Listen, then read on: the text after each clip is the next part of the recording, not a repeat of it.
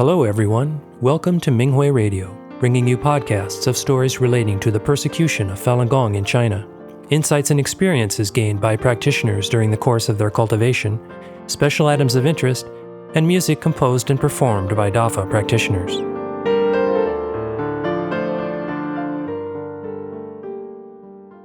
In today's podcast, we bring you an experience-sharing article entitled, Falun Dafa Changed Me and Taught Me High Moral Values by a Falun Dafa practitioner in China.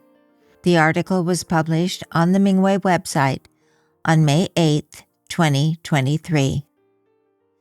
I am in my 50s and reside in the countryside. Prior to practicing Falun Dafa, I considered myself to be of a proud and noble character.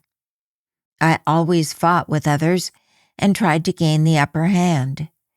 After I got married, I saw myself as the one in charge at home.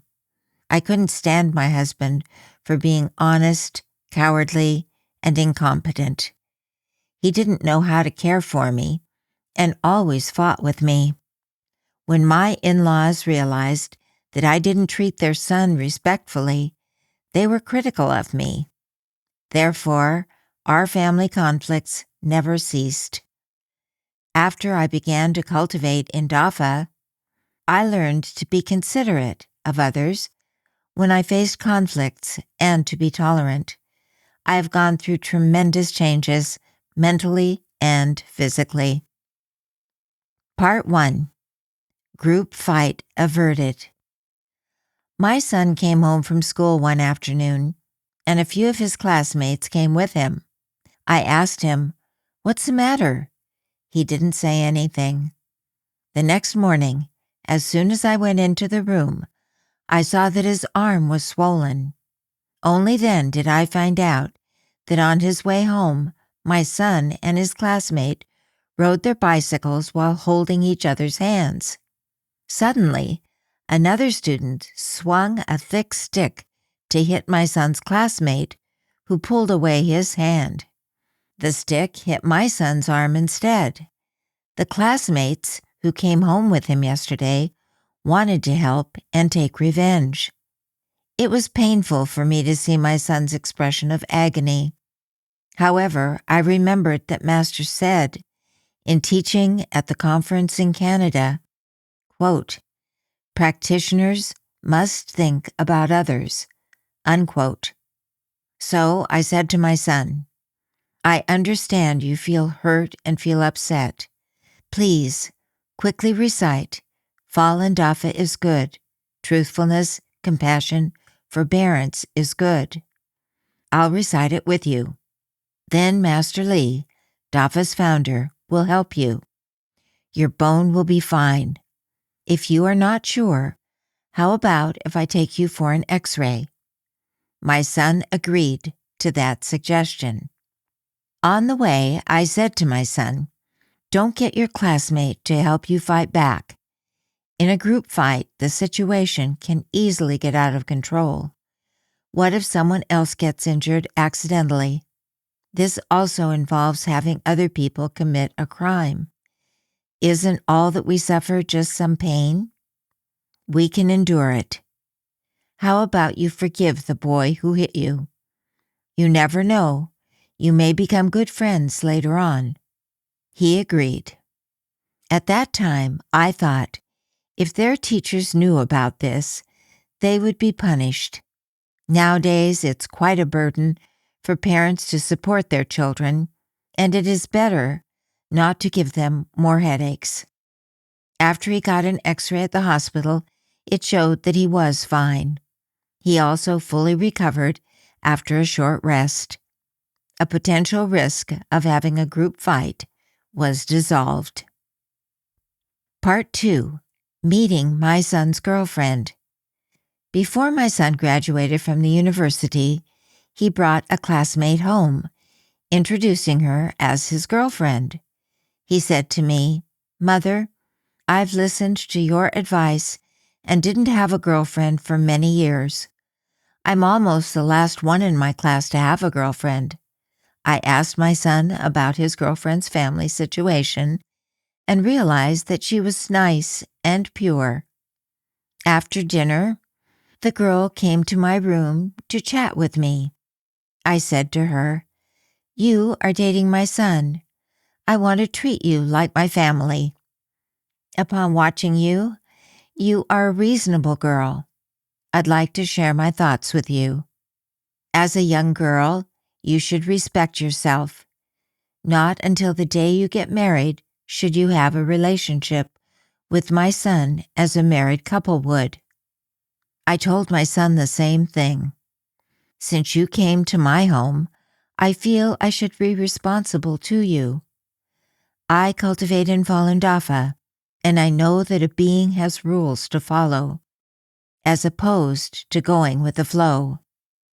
Don't just look at how other people do things, then follow suit and have an inappropriate relationship. In a God's eyes, it's committing a crime. In other words, if you and my son get married in the end, that's very good. If it doesn't happen like that, then you have nothing to lose.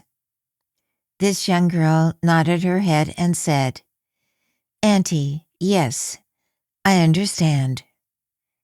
Part 3. The story of our village land being occupied. A few years ago, a road was to be built in front of our village. After people heard about it, they all planted trees in their fields with the purpose of trying to squeeze more compensation from the project owner. I said to my husband, who worked in a different city, "We can't do something fake just to get more money." Because I practice Dafa, I have to be truthful. If you don't agree with me, then you are in charge of the piece of land that is yours. As to my piece of land, I will not plant anything. He quickly said, "I'll follow you. You are the boss." One neighbor told me that everyone in our village planted trees, and if I didn't do that, so-and-so in our village would offer a high price to rent my land. At that time, I was ready to build a house, but was short of money. However, I told her that I didn't plant any trees because I practiced Dafa. I couldn't do so just for the sake of my self-interest to squeeze more money from the government. She was caught off guard and said, "Our regular people have only this option to squeeze money from the government. Moreover, if you rent it out, whatever the other person does has nothing to do with you." I said, if I rented it to him, it'd be the same as assisting this person to cheat. Therefore, I won't do that. Part 4. Being kind to workers. My house was built and ready for renovation. When I talked to the construction foreman, he said he'd charge me by the day. The last step was to do some work in the kitchen, and they had to redo it 4 times. At first, when I saw them putting in nails, then taking them out, and doing that repeatedly, my heart went up and down. I thought, what kind of ugly job were they doing? I paid for the materials and paid them for their time. Was it for them to practice? Seeing that they weren't doing their job seriously, I held my temper and did not complain about them. Later, I feared that I couldn't hold my temper any longer and wouldn't behave like a practitioner, so I turned a blind eye to them. Every day after I finished delivering a few bottles of hot water and a few packages of cigarettes to them, I just left. Gradually, I was able to calm down. In the end, the foreman had to finish the work himself. He said, "Our workers are not very skilled. I realized that they wasted so much time and a lot of materials. Let me cover the labor cost for these few days. You don't have to worry about that." I said, "Thank you, but I'll have to cover it since you didn't intentionally have your workers waste time and materials. And I didn't provide you with a detailed drawing either. I could not claim it was their fault. When they worked on a house in a nearby village, I went to find them. I saw a strip of non-woven fabric about 1.5 feet wide and more than 10 feet long in the garbage. I picked it up and used a wallpaper knife to cut off a long strip that was 4 inches wide, which happened to be useful for my family. So I took it home. As soon as I got home, I regretted doing it. The homeowners weren't at home, so it wasn't right for me to take something from their home. Master said in the poem Sage, in Essentials for Further Advancement, quote, "He is full of great aspirations while minding minor details," unquote. So I said to the foreman's wife, "I went to the house where you people worked yesterday and took something from there. I don't know the homeowners. They were not at home either. I can only give them compensation through you." She said, "That was just garbage. What's the point of your paying for that?" I said, "It's garbage for them, yet didn't I put it to good use? I shouldn't take advantage of them. In other words, I took something away from them when they weren't around. That's counted as stealing." She said, "How can it be so serious?" While taking the money from me, she said, "As a practitioner, you do things differently than we would." Part 5. Looking after my mother-in-law. A few years ago, my mother-in-law went to a hospital about 70 miles from my home for knee replacement surgery. At that time, my husband worked in a city far away and couldn't come home to look after her. My sister-in-law and I took turns looking after her. I drove to the hospital every day, where I gave her a sponge bath, combed her hair, and cleaned her up. I also comforted her, encouraging her not to be scared. After her surgery, I helped her to do the rehab exercises. I had her stand behind me with her hands holding onto my shoulder in order to walk step by step. One time, I helped her to urinate.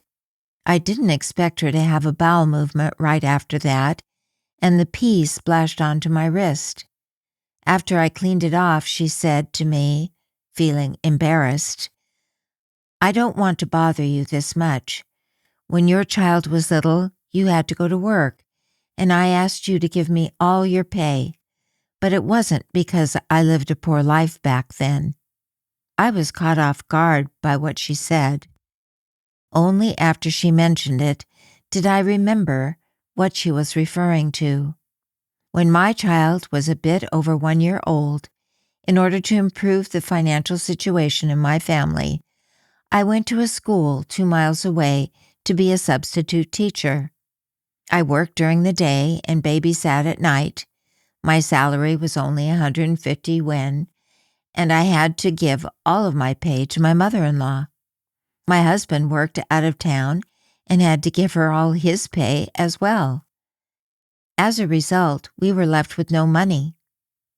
If I had to pay for something, I had to use my savings. One time, due to a small matter, my mother-in-law tried to hit me with a broom while cursing.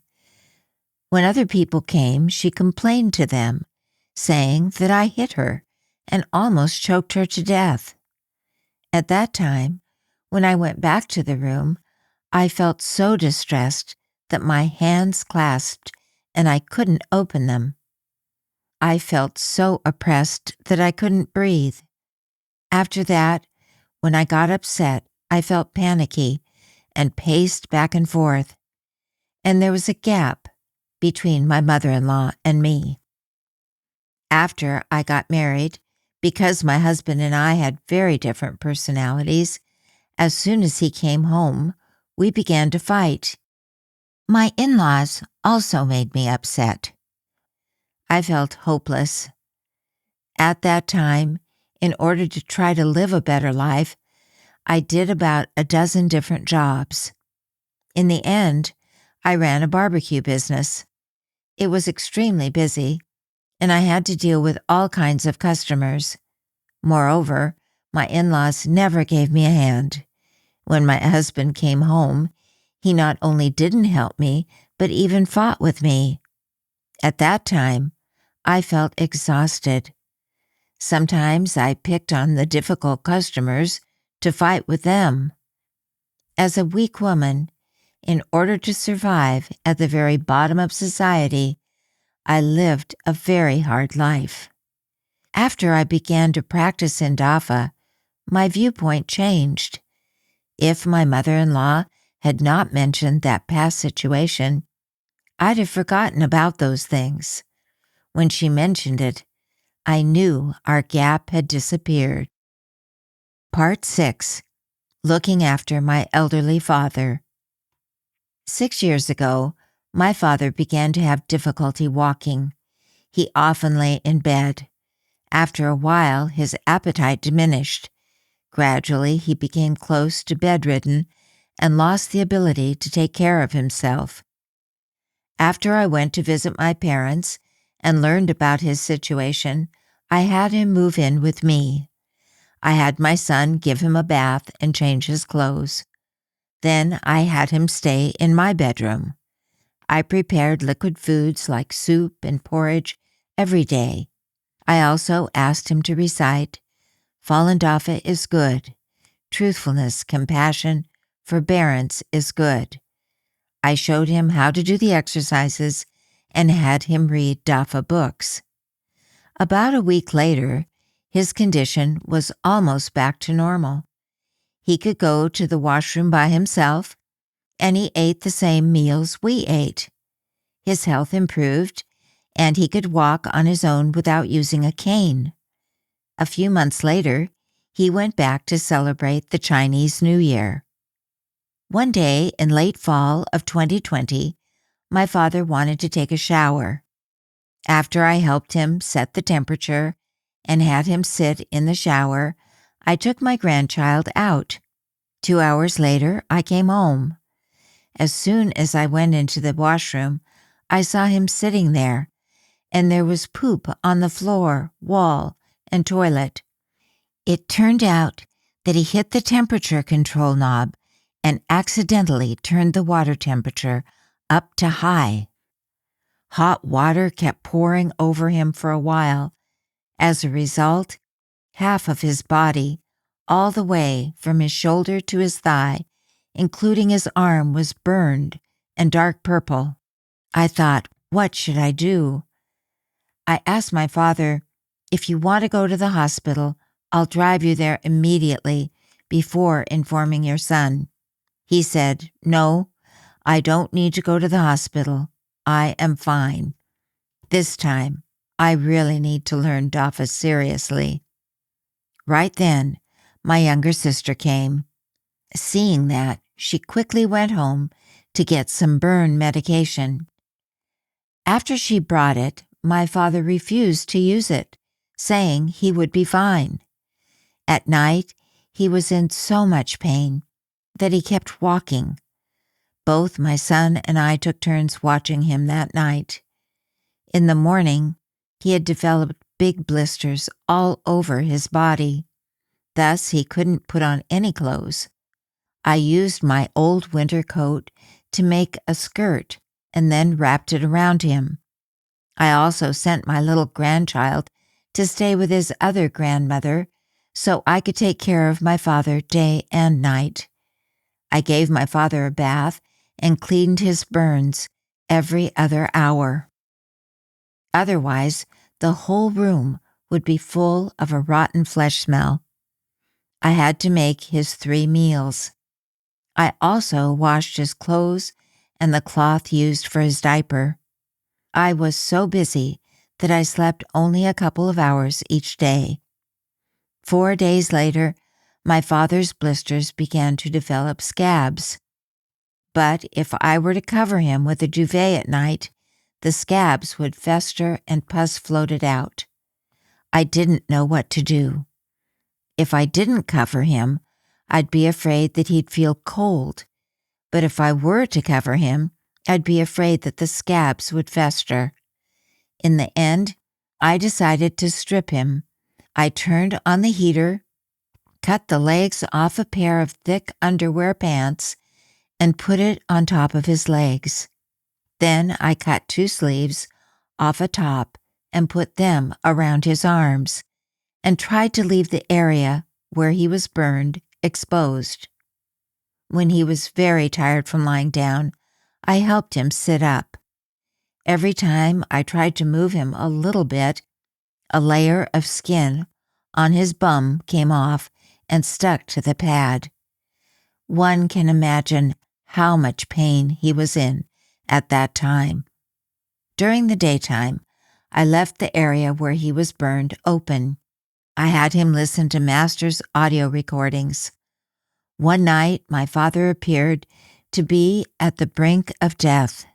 He pointed to outside the window and said, "It's time for me to go. Tell them." I was so scared that I kept the lights on the whole night. In the morning, I asked him, "What were you saying last night?" He said he didn't remember. When my mother-in-law came to visit and saw his situation, she said to me, "He is in very serious condition. It's time you have to tell your brother. At his age, what if his life is in danger?" I said, "I'm fine. He believes in Dafa. Master is in charge of him. Look, isn't he doing better day by day? Even if he were to go to the hospital, he wouldn't have recovered as quickly as he has. If you don't believe it, please come again, and you'll see how well he will be doing." She left without saying anything. She did return one afternoon. When she looked at the burned area, it had shrunk a great deal. She said, "Sure enough, he is getting better very quickly."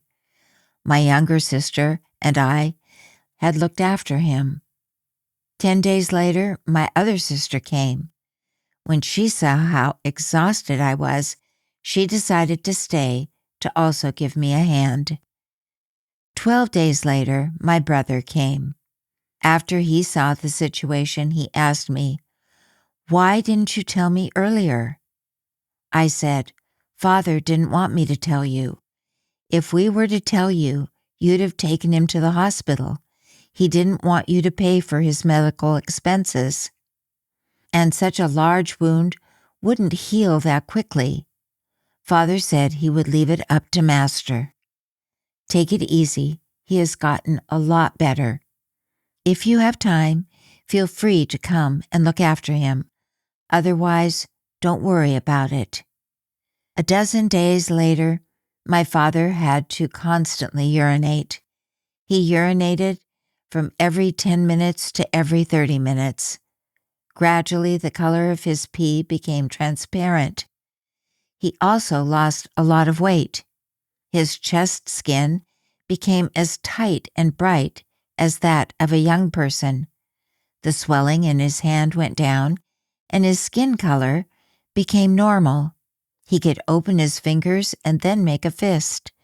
The leg that had become thicker and wouldn't bend also recovered, and both his legs looked the same. 24 days later, my father's large burned area was healed without taking any medication, injections, or using any anti-inflammatory measures. It was only by listening to Master's recorded lectures and having me read Zhuan Falun to him that the miracle appeared. Our whole family got to witness the miraculous nature of Falun Dafa.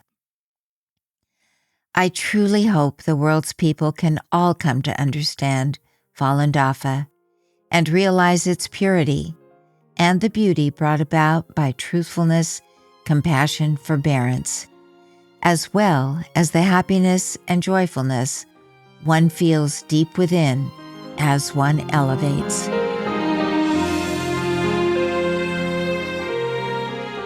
Thank you for listening to the Minghui Radio podcast. For more information, including news about the persecution of Falun Gong practitioners in China and experience sharing stories by practitioners around the world, please visit our website at en.minghui.org.